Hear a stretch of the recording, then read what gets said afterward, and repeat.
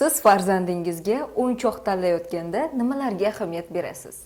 Keling, ularni kategoriyalab olamiz. Qiziqarli o'yinchoqlar guruhiga. Piramida.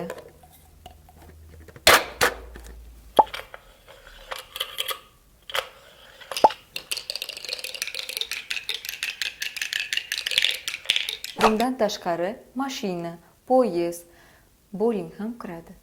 Didaktik o'yinlarga. Magnit. Sekin taxtachalari. Businkalar. Sorterlar. Tvorческий o'yinchoqlarga qalam. Guashlar. Воздушный plastilin. Ya'ni yasaydigan narsalar kiradi. Misrning o'yinchoqlarga loy, qum, rangli toshlar,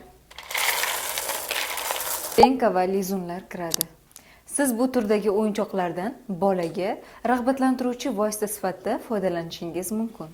Bu kabi foydali ma'lumotlar sizlarga qiziq bo'lsa, mani sahifamga obuna bo'lishni unutmang.